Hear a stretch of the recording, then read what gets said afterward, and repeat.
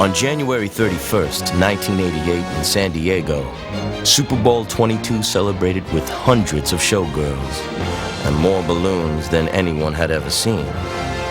Almost lost in the pageantry were the players.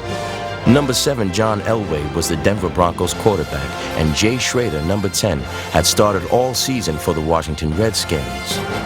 But in the playoffs, Washington coach Joe Gibbs switched to a nearly forgotten veteran from Zachary, Louisiana, named Doug Williams. Number 45, Broncos cornerback Steve Wilson, knew what was at stake. The big news in Super Bowl interviews that week was the fact that Doug was a black quarterback and not so much that he was a Super Bowl quarterback. 10 years later, Doug Williams returned to Washington as first-year head coach of Morehouse College. Steve Wilson was on the other side again as head coach of Howard University. Same man, different atmosphere. Black college football is very special in that there's pageantry, but there's also a personal touch. You have people cooking, you have people visiting.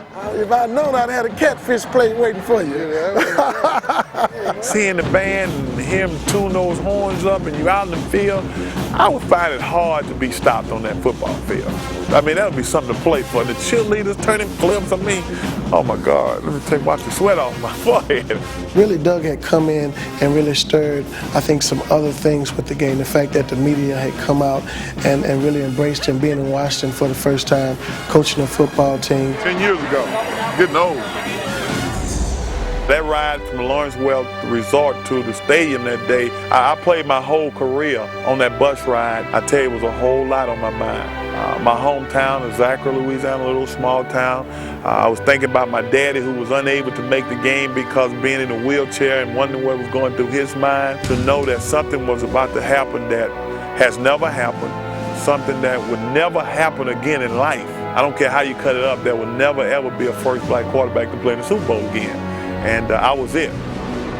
What we cannot afford to do, what we have done, we cannot give it to them. This is homecoming for them. All the alumni's back here, and they pumped up.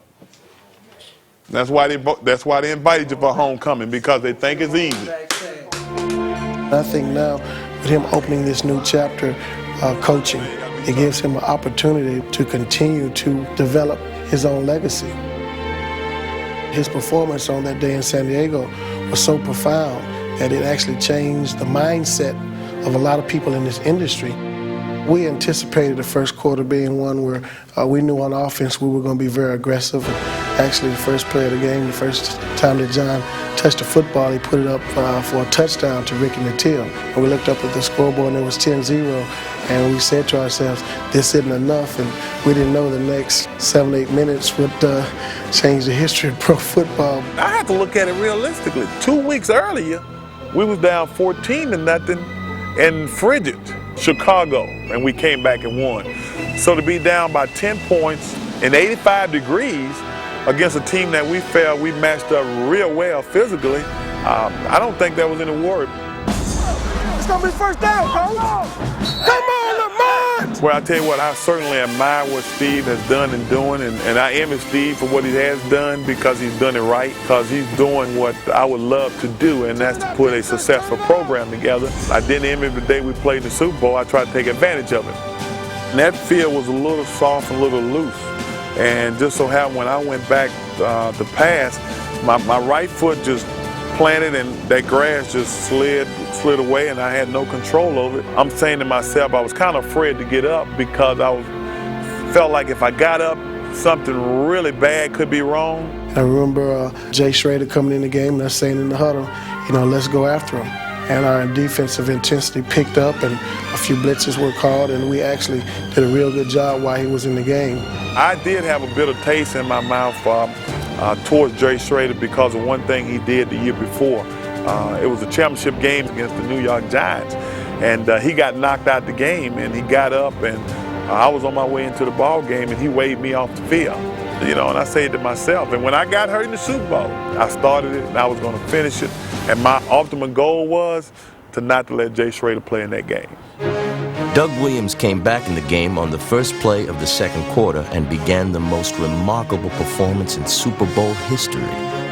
During the next 18 plays, Washington gained 243 yards and scored 5 touchdowns.